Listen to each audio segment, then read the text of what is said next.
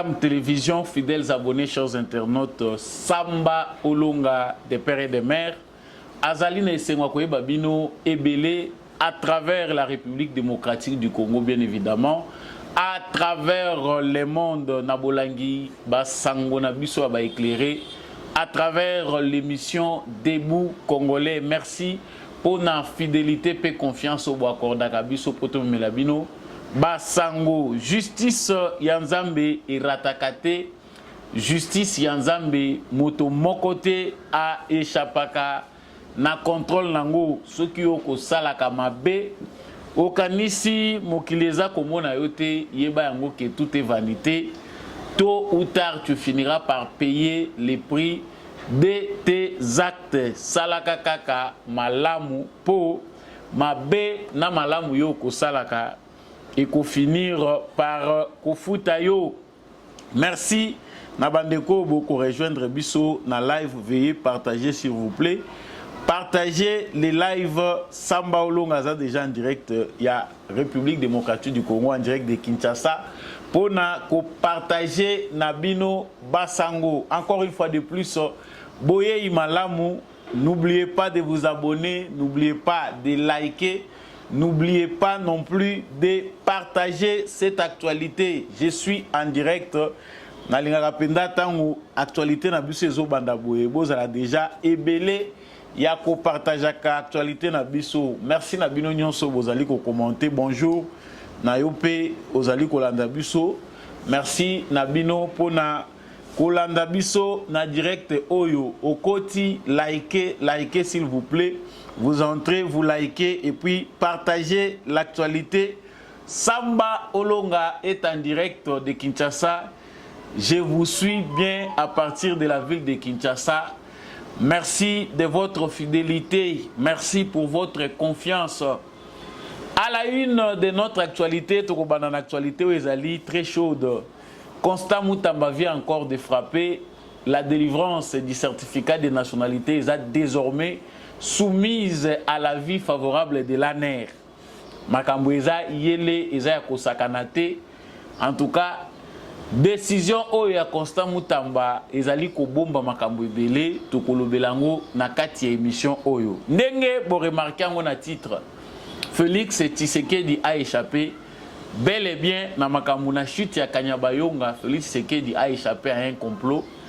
A échappé na plan moko ya mabe ezalaki planifié pour que ba grande ville nyonso oyo toyebi oyo armée abateli pendant temps moulayi ekweya au profit ya Uganda na Rwanda ezali chantage ezali sabotage tokolobelango na kati émission na biso mokolo lelo tokoloba pe moke maye Moïse Katumbi alobaki.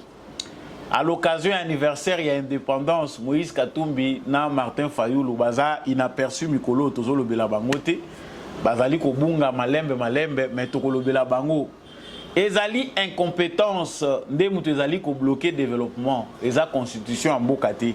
Si Félix Tshisekedi pense que ezali constitution nde eza ko bloquer ye en tout cas à Kosi, nous avons une très bonne constitution wana ezali maloba ya Moïse Katumbi.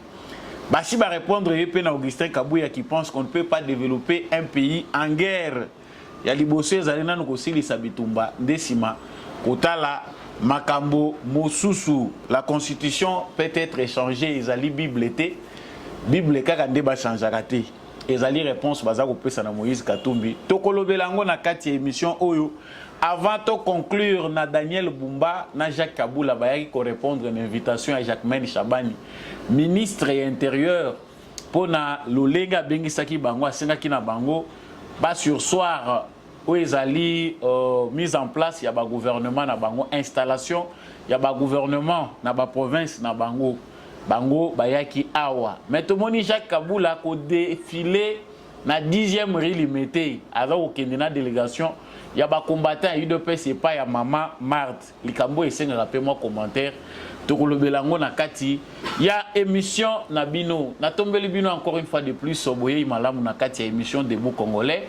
Vous venez de nous rejoindre sur cette chaîne, partagez les lives s'il vous plaît dès que vous entrez, likez, surtout likez, partagez pour actualité ce qui bandi moyen vraiment tous on les amis qui sont en retard, en tout cas, vous aider bango dans le groupe. Il faut vraiment un large partage pour bazala na retard te. Yom toza déjà na direct. Je vous prie de bien liker et surtout n'oubliez pas de vous abonner si vous n'êtes pas encore abonné à cette chaîne.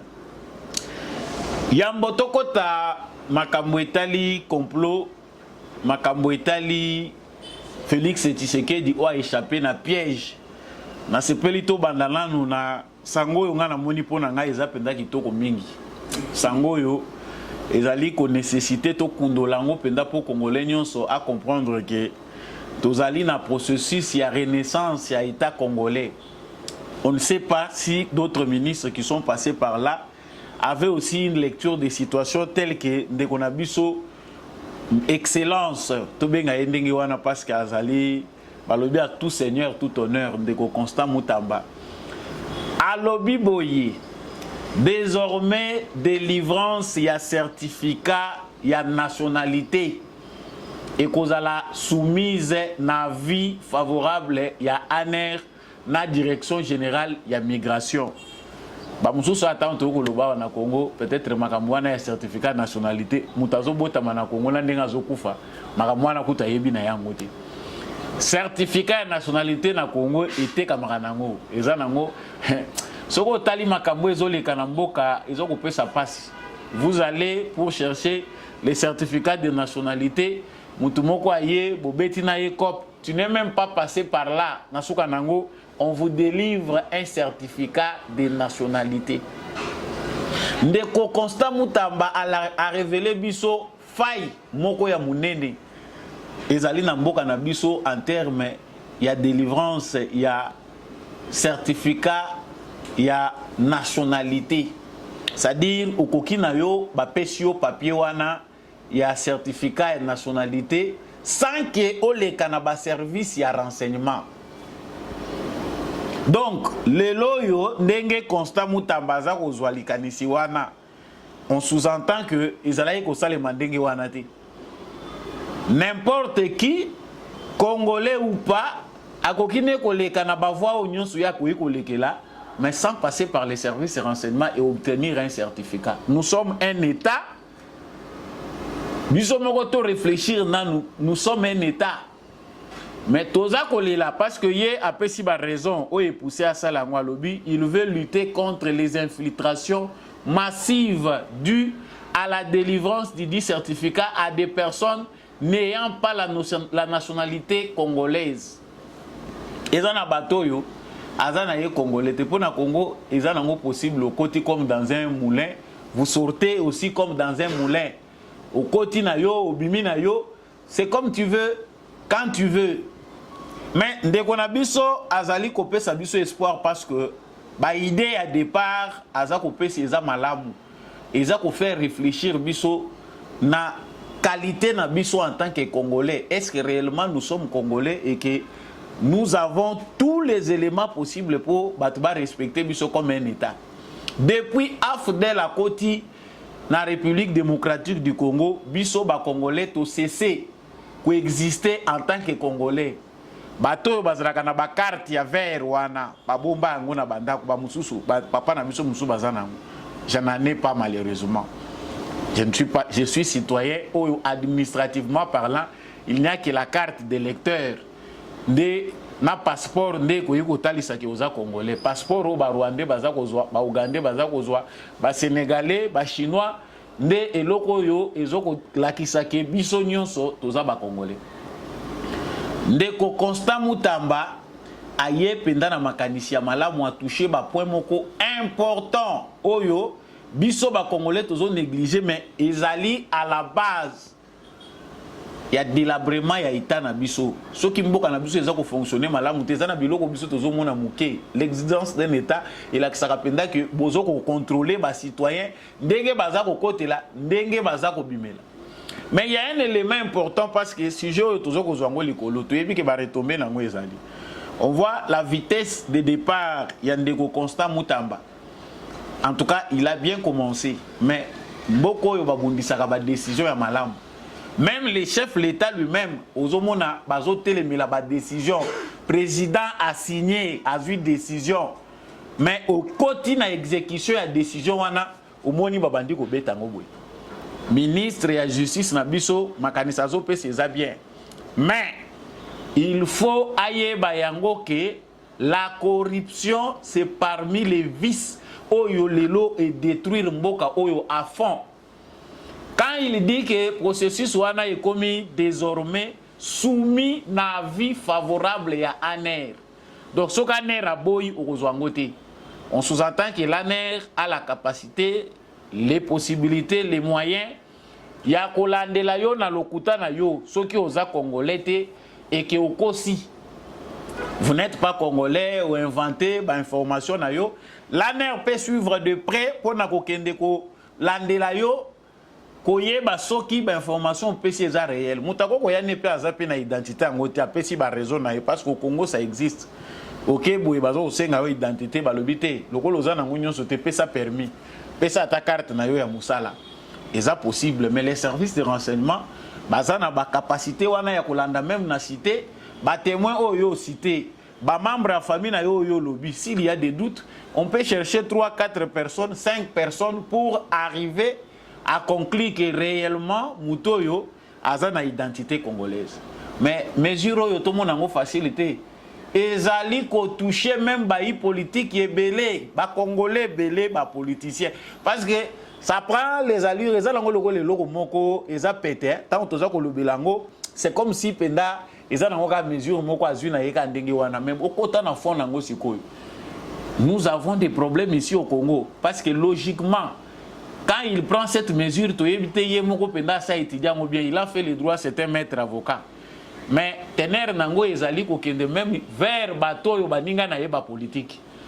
Logiquement parlant, les certificats de nationalité oyo congolais oya sa komi belge azanango ezali sous validité. Les Congolais qui est déjà belge, les Congolais qui est déjà français, qui se trouve dans la politique ya Congo, et razongeli nationalité na ye congolaise ba nommé yango tozoko lobaki ba service ya renseignement eza ba service d'intelligence yango nde protéger ka mboka to beta ki c'était même likamo tant président za ko nommé bo aider biso tozonga dans les droits. La justice élève une nation. Lorsque le président logiquement tant président zo nommé biso to yebite makabwele kaka kuna, mais est-ce que ANER azaka concerné bakendaka ko fouiller na vie ya batu oyo non président pessimiste na batu ya ANER bakende ko veiller si réellement batu wana baza ba congolais ou pas. C'est des sujets qui nécessitent un bon approfondissement. Tant que le bakango ça prend les allures de la légèreté. Moi de ko constat mutambelo ko tozo ko bete la CETA aux alliés que il faut bien veiller pour que la corruption ne puisse pas ruiner, ne puisse pas embourber la décision Oyozu à Malam. Les décisions prises, ce sont de bonnes décisions. Au départ, on sent vraiment que le cerveau de Constant Moutamba fonctionne bien. Un cerveau jeune, un cerveau à féliciter, mais vraiment pour que les décisions soient efficaces, suivies permanent.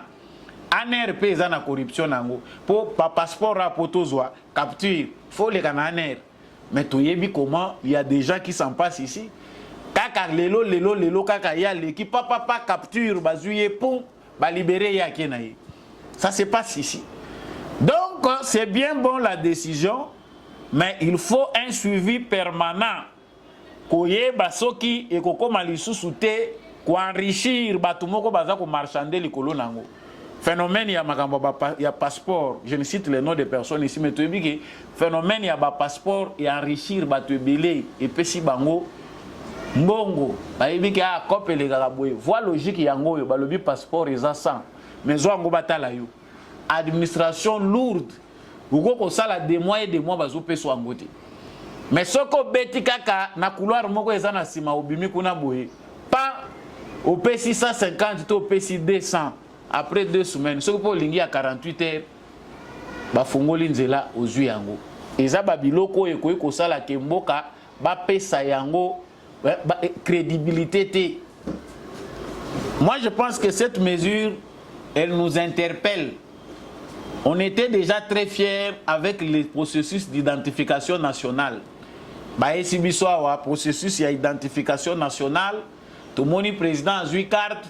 Bande Komusu bazo carte. Total la boye pom et finani. Je pense à Etienne Tshisekedi. Nazali ko banza mingi ko réfléchir na ndeko Etienne Tshisekedi. Abele la kabiso alobi na biso, il faut identification nationale. Il faut recensement général de la population. Aujourd'hui, nous pouvons aller poser la question à Etienne Tshisekedi dans sa tombe. Il avait raison, les réalité wana il rattrapé biso. Toza soit ba patrie, soit banani namboka na biso moko. Je continue à insister que bana mususu lelo baza ko botama ba yebi ba komo bamboka na bango te, ils ne connaissent absolument rien. C'est un processus digne oyo koyi kozongisa ba congolais, ba vrai congolais na mboka na bango. Et ça processus moko normal. Félicitations à Constant Moutamba. Veillez sur l'ANR et la Direction générale des migrations et ça fait la frontière à Congo et ça madoussou passoire. Vraiment passoire. Baleki ba hier et ce que ça les à l'intérieur à combien plus forte raison à l'extérieur du pays.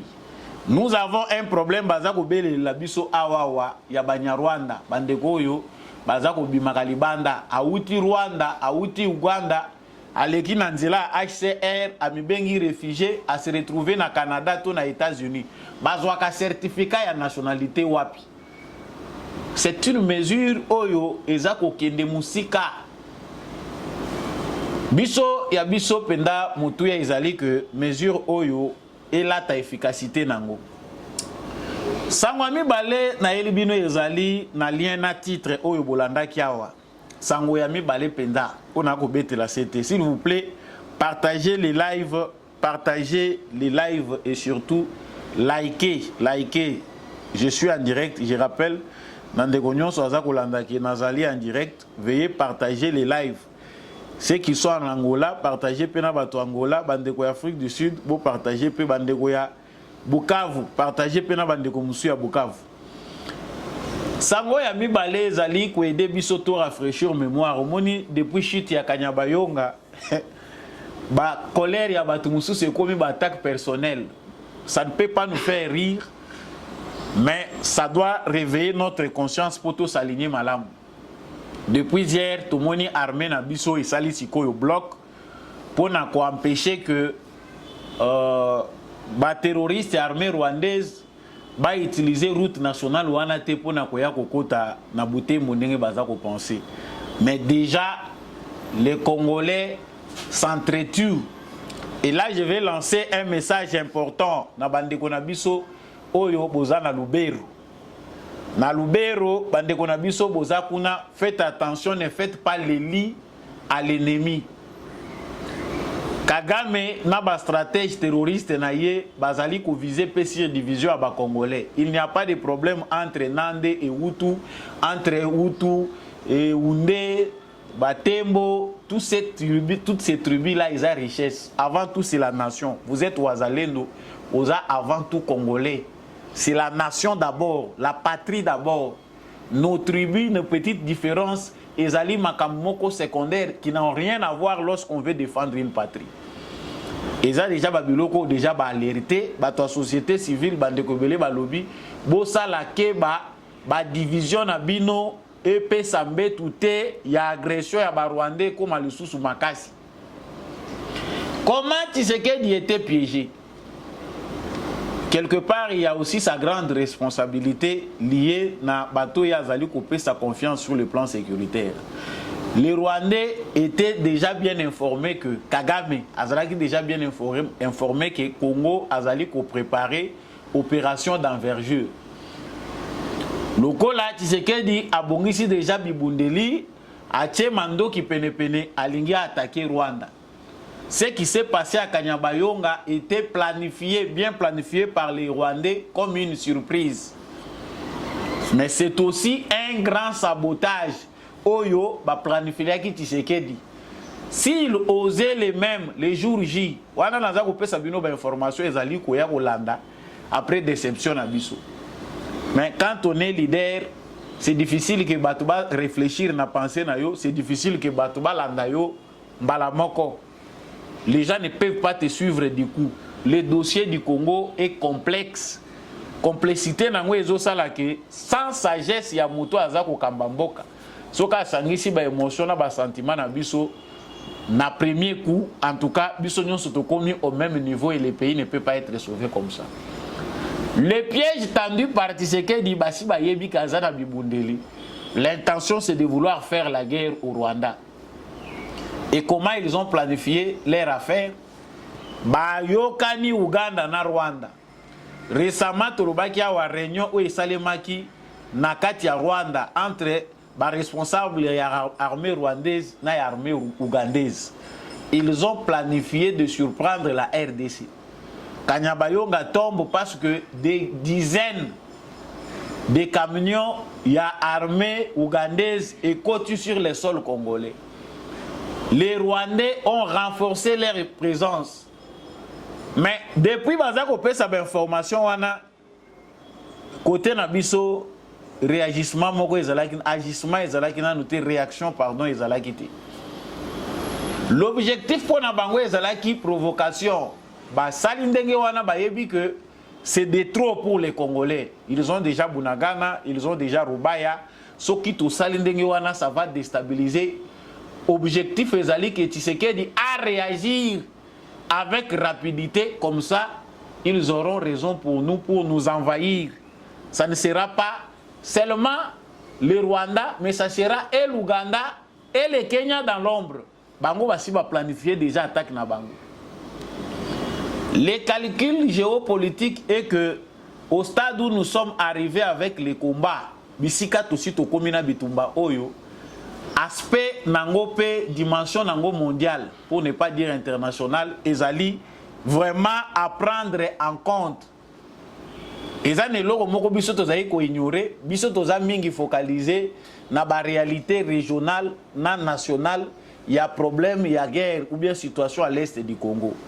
Mais proportion ya makambu na niveau nango international ezali que Congo ezali porte mususu ya 3e guerre mondiale.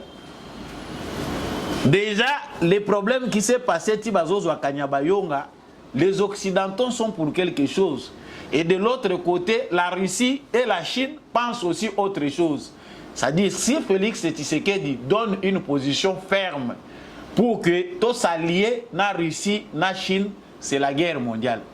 Pays mon côté parmi les pays puissants, bazali près, yakoti ka Congo, keba pekisa bango ke bino abonya tamakolote. Ezate. Que ce soit la Chine, que ce soit la Russie, les États-Unis, la France, la Grande-Bretagne, ezali gâteau, il y a tout le monde veut en profiter. Donc, la marge de manœuvre, il y a sagesse, il y a direction, il y a Félix Tshisekedi, des alliés qui se jouer entre les réalités locales, les réalités régionales et les complots au niveau international. Soko sangisi angonyo soko mona kende konabiso aza seul contre tous. Ceux qui sont à l'extérieur du Congo, lorsqu'ils parlent du Congo ou bien balingi bakota en alliance nabiso Congo, ils voient que leurs intérêts, ils ne voient que les minéraux. Par nabiso ezalinini. Ceux qui sont à l'intérieur, les Congolais aussi voient que leurs intérêts. Vous verrez que Tshisekedi va beaucoup changer son entourage parce que les Congolais restent les mêmes, qu'ils soient pasteurs ou féticheurs. Les Congolais ont les mêmes délits. Les Congolais ont les mêmes vices. Aujourd'hui, Tshisekedi veut aller où? Il a du mal avec son entourage. Abandanaba oyo, Shekulaire, Batunayo a diaspora, Asimbawa, IDPS moyente, Asimba Koto, lelo ya komi na ba pasteur. Parce que toza koloba ba pasteur bazape belé na kati ya ba institution na biso. Les pièges tendus à Félix Tshisekedi veut à ce qu'il y ait un grand désordre. Oye kosala ke tokozala na contrôle ya Nord Kivu na Sud Kivu te. C'est le chaos que les Rwandais veulent. Kagame se comporte en fou parce qu'il y a encore une poche. Il y a bateau bazali ko encourager. Si Félix Tshisekedi suit Kagame dans sa folie, c'est nous qui perdons. Déjà, Félix Tshisekedi azan avance makasi, n'avantage azui na bataille diplomatique. Félix Tshisekedi azan avance makasi, n'avantage azui ya ko banda ko réorganiser armée na ye. Il ne faut pas qu'il y ait une mauvaise surprise qui va tout chambardé et ils ont essayé na sima. On dit souvent la vengeance est un plat qui se mange froid. C'est vrai que nous sommes menacés, c'est nous qui encaissons pendant près de 30 ans. Torobakaka 30 ans, c'est les Congo qui encaissent et nous ne faisons qu'encaisser.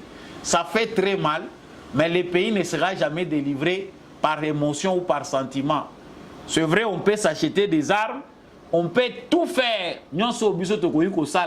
Mais les Congolais doivent mettre dans leur tête que nous devons nous organiser et il nous faut une haute sagesse pour délivrer Bisso dans Makamuna point autocomi.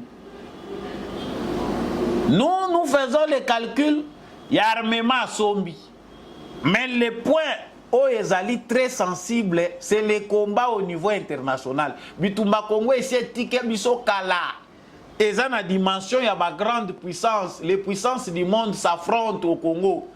Ils étaient au stade de la diplomatie, mais comme dans le stade de Moko Oyo, il y a des gens qui disent à Tshisekedi que Soko Lingi que toi engagé militaire. Aujourd'hui, la Russie est prête. Peut-être nous pensons que Tshisekedi hésite, mais quelque part, ce n'est pas de l'hésitation. C'est le réalisme. Il faut amener Batomoussou Bakomanabou, comprendre qu'il faut libérer le Congo. Kagame est déjà contre le mur.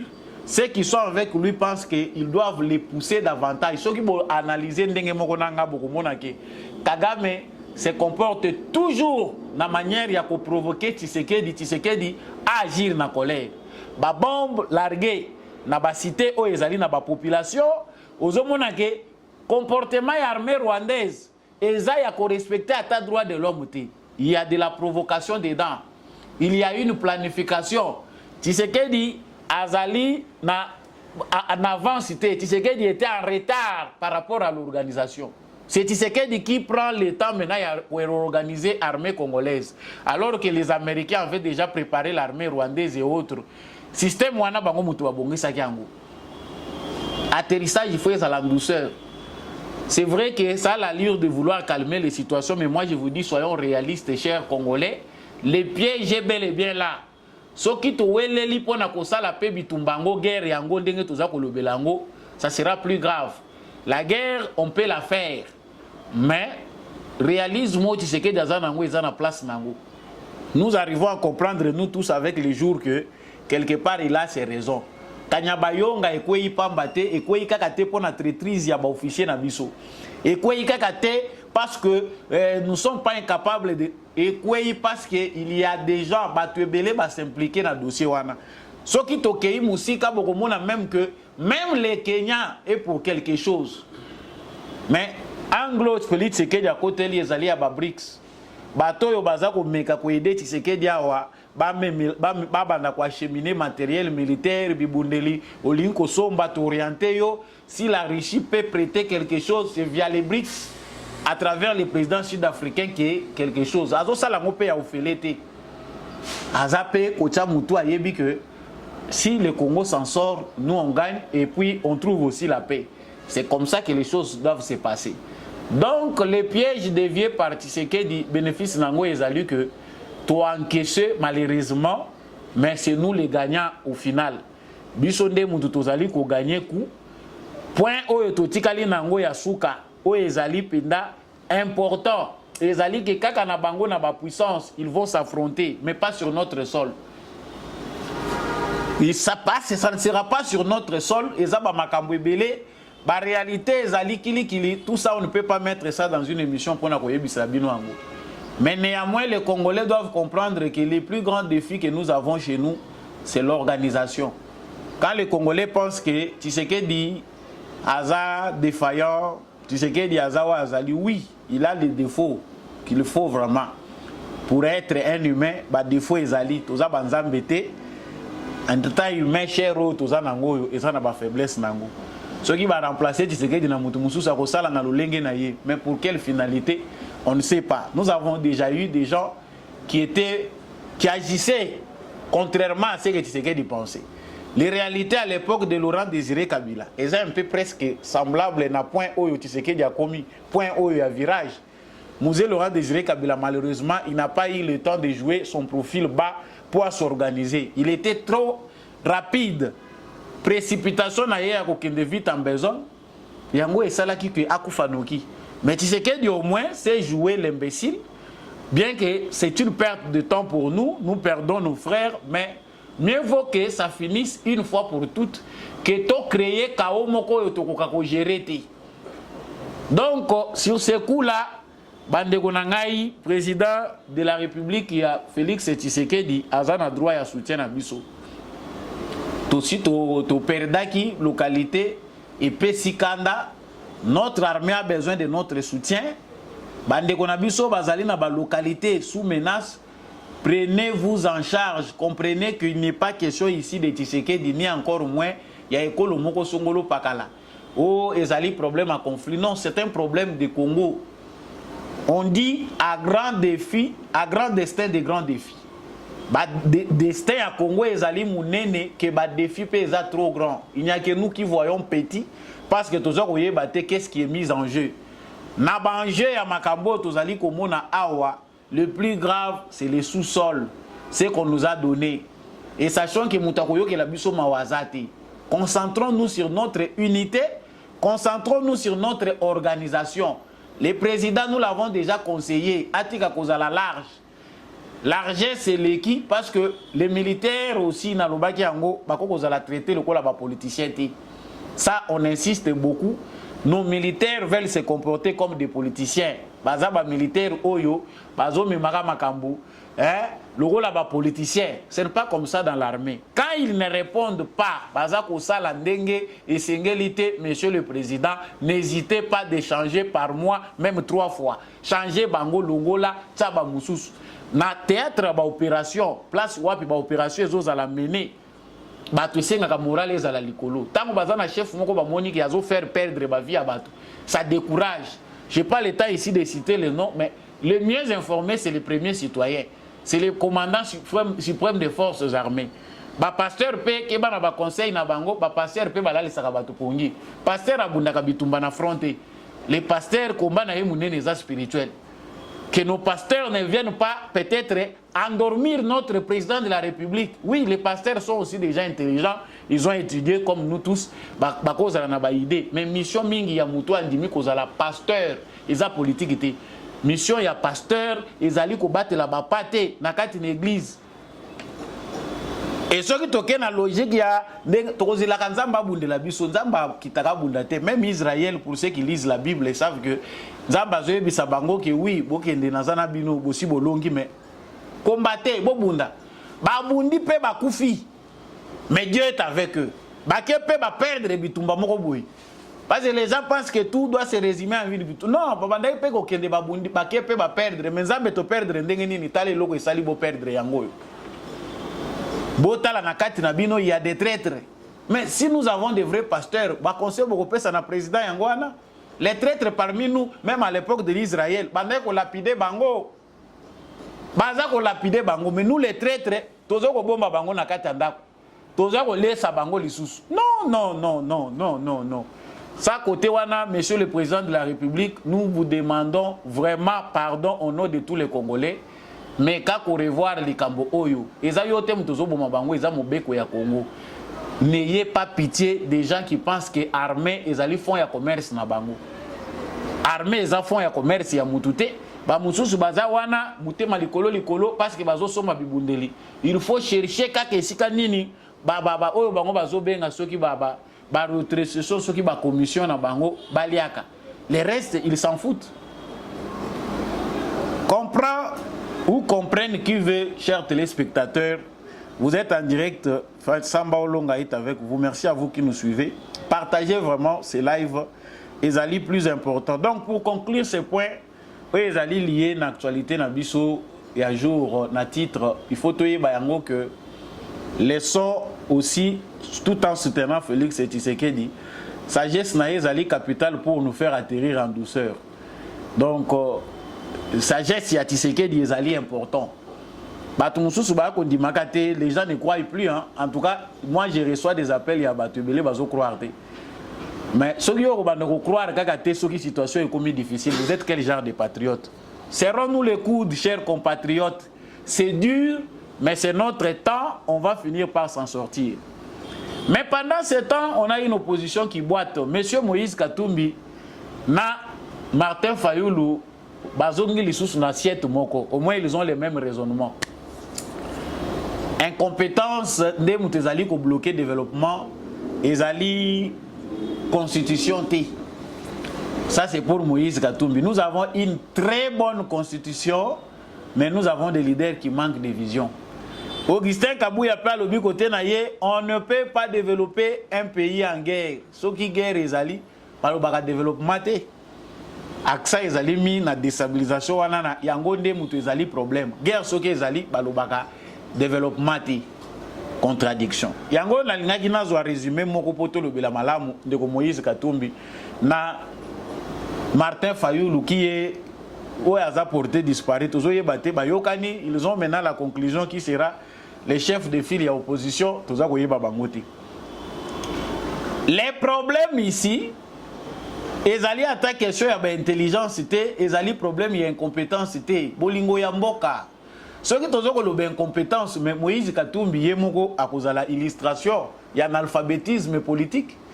On voit comment Moïse Katumbi gaspille tout son argent à travers Batumoko Bazak ou Vanda Kaka pour bâtir ba moyen. Objectif de Moïse Katumbi, tant Wazali ko bâtir parti politique naé sur base de corruption, ko sombaka ba Congolais.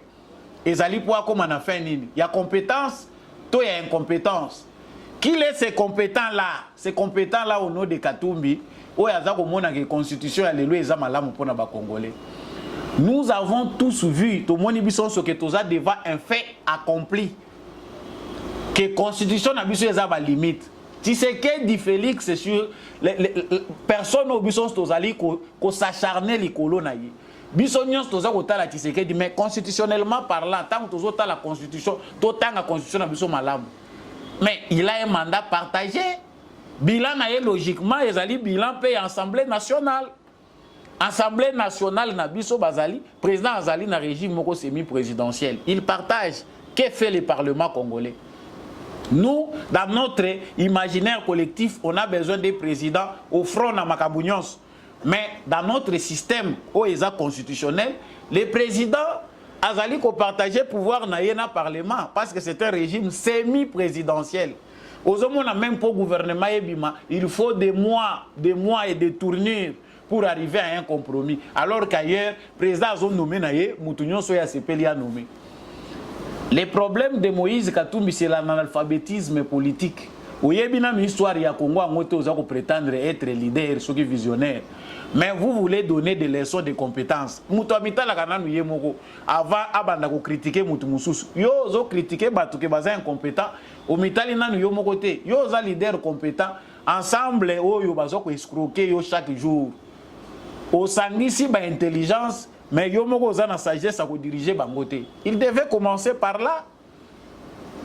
Quand on dit qu'on ne doit pas changer la constitution, moi je pense que les Congolais même doivent interroger l'histoire. Constitution et Utiwapi. Pourquoi tous handicapés? Les autres disent est-ce que Yangonde Moutekubongi Samboka, est-ce que Tshisekedi pourra diriger bien, il doit finir par changer la constitution? C'est que nous perdons le temps, nous ne savons pas ce que nous voulons. Tous a besoin de réduction à train de vie de l'institution. Nous avons des structures, nakati ya institution inutiles. Et ça qu'on chaque jour. Mbongo ezolia ba institution na biso eza mbongo ekoko sunga biso na ba makambo mususu mais etondi mbongo wana ezokende nango na ba poche ba individu. Si on mène des réformes institutionnelles basées sur un changement constitutionnel où il peut permettre que tous à la nouvelle organisation politique ça ira. Mais ça pour la koloba kezalika na bénéfice à Tshisekedi non, Tshisekedi ata toza ko critiquer mais quand on le voit bien, c'est un bon volontaire. Volonté politique azana ngo soki totikeli bino espace wana bino bokoka kokumba biso bomemela biso bonero boza kobelela na biso. Ça fait du mal mais to comprendre que penser ya Moïse Katumbi na penser ya Martin Fayoulou ezali penser ya batumoko bazangi subsistance ya kosala nango opposition politique. Omoni soko za na argument ya kosala nango politique te to kosala opposition okobanda ko s'accrocher na makambo oyo et qu'on peut faire avancer combattre. C'est le problème que nous avons. Opposition était de Simbaka. Il contredisait, il disait des choses. Il a raison. Il a fini par réveiller tout un peuple. Opposition bino bozo sala contre le système, bozo sala contre Tshisekedi. Vous voulez que le pays avance ou vous ne voulez pas que le pays avance? Nous aurons compris. Et c'est un élément important awa batu bazape goye bate. Il y a un travail qui se fait dans l'Occident, c'est faire perdre aussi le temps à Félix Tshisekedi. Ça, le président, l'État ne joue pas à sa faveur pour l'Occident. Et ça, façonnable pour les gens comme les Moïse Katumbi, on en passe, ce sont les gens faciles.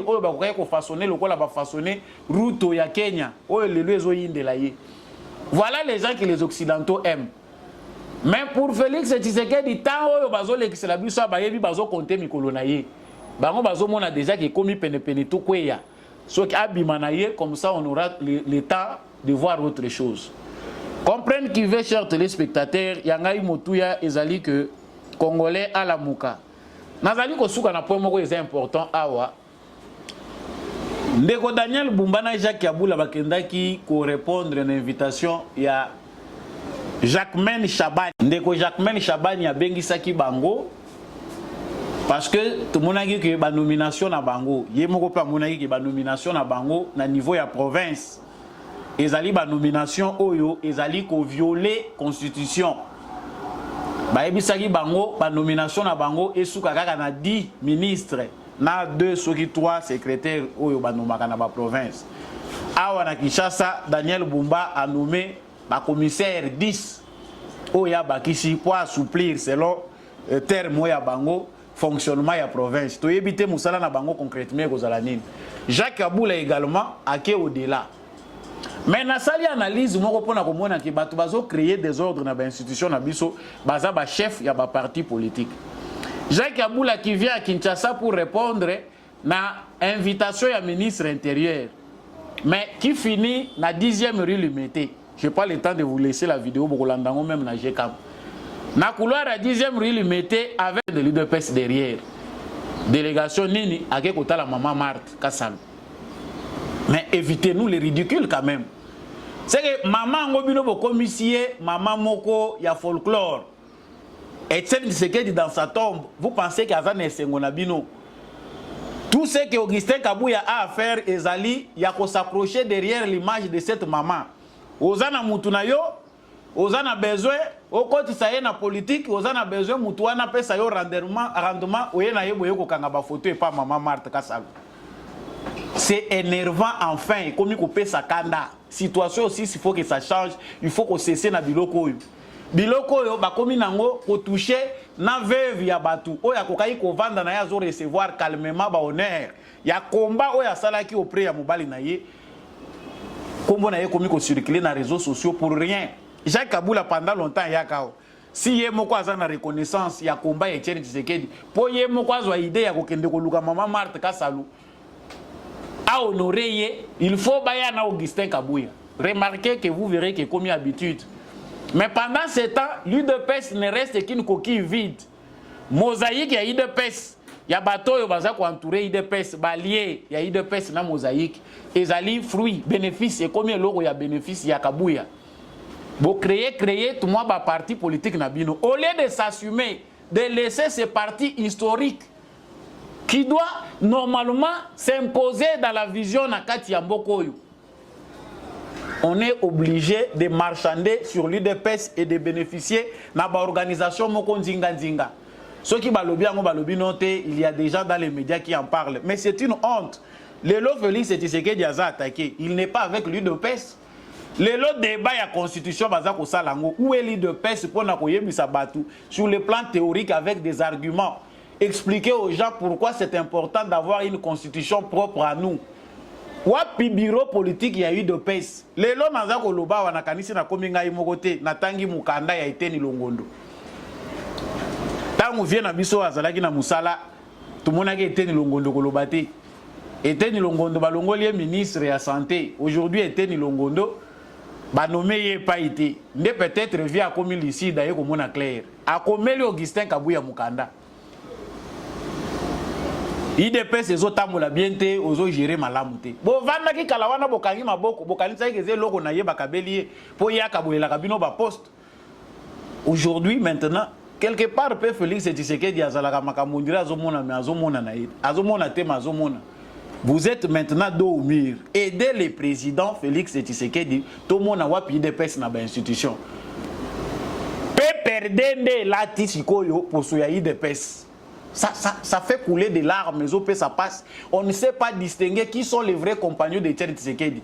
Wapi bana oyo bazako bima ba politicien bazako wuta vraiment na école authentique de Thierry Tshisekedi, on ne sait pas distinguer à cause ya ba ego, à cause ya marchandise politique comme marchandise na bango. Ete ni longonda zo ebisaka buya ke ozo gérer bien te ba collaborateur na yo direct bazo lela. Les partis, on ne sait pas aider le président, il n'y a pas de planification. Nyonso, pour ceux qui veulent la lettre, je vais les renvoyer sur les réseaux sociaux, na numéro nanga.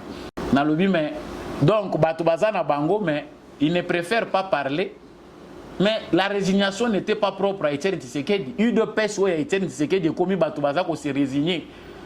Parti en koufi nango totalement, Kabouya za ko diriger limité. Quelques dizaines de militants qui ont suivi le pouvoir, ne pas diriger Bangola limité. IDPS est nulle part. Dès que nous condamné Félix Tshisekedi, à comme nous avons pasteur, à Oyo, à Monique, Bakoki ko aider l'IDPS ne l'aide pas. Parce que le bureau politique se résume à Augustin Kabouya. Parti Mounene Ndenge Zawana, Moutouazaka Yemoko, Ndiabimaka na média. Tant azo bima pe wana yeba ke bagafe zo ya kolanda na sima. Non, non, non, après tout il faut en parler. Les alliés acharnement, il faut critiquer Moutou. Après 5 ans au pouvoir, Joseph Kabila Moutazo freiné, IDPS s'organiser. Joseph Kabila Moutou pena kangi IDPS peut s'organiser. Baïbisa Kibino que IDPS c'est cause à la kilo pour gérer en gros. Aujourd'hui ça se voit. Etienne Tshisekedi en vie, les gens pensaient qu'il blaguait. IDPS c'est en charge de les même institution. Obligé aussi même quand on pose des questions sérieuses. Comprends qui veut, mais cher président de la République, nyonso baza ko tchana mutu na yo. Tshisekedi chef de l'État, Tshisekedi o atondi makambu ya mboka evandelier, mais Tshisekedi mutu baza le sous sollicité pour na UDPS quelque part. Ngana suki wana poso ki na lobi mingi baloba rezaka maloba na ngate bazo kotiselanga maloba. Merci Nabino Nyonso Bozala qui est en direct en train de suivre Samba Olonga. Actualité et qu'on continue toujours na debout congolais. Ya mutu ya po nanga ezalaka réveil. Ya mutu ya po nanga ezalaka congolais asosola ki avenir ezali na maboko na biso moko. Soki biso moko tokoyeba ko se prendre en charge na kanisi Congo et kokende liboso. Matondo Nabino Nyonso Bozala qui en live de partout bolandi biso partout à travers le monde. Ba pays ezebele na République démocratique du Congo ba coin ezebele na ba province nyonso bisika bozwami yo tika kaka na commentaire ozali wazalendo to pe faire dessin na motema depuis wapi. Merci na ndekombi à chaque wazaki na sima ya caméra pe na réalisation comme d'habitude pour être émission et comme la bino matondo mingi na ba nyonso bo pesa ka force na Samba Olonga apôtre Gérard Kabeya Chovo. Merci na l'homme de la vérité de jour, Jean-Louis Timbalanga. Merci à papa Maurice Kikangala. Merci à papa Boniface Mpunga, papa Michel Lumakaso, papa Freddy Ngwama, maman Bill Bilonda, maman Anima Samba, maman Lisette Mombendu. Baignon Sobozala qui est en ligne. En tout cas, je vous aime beaucoup. Continuez à partager cette émission. Bendele Koyate. On reste debout. Phare de Sena Motema, Wazalendo na Motema.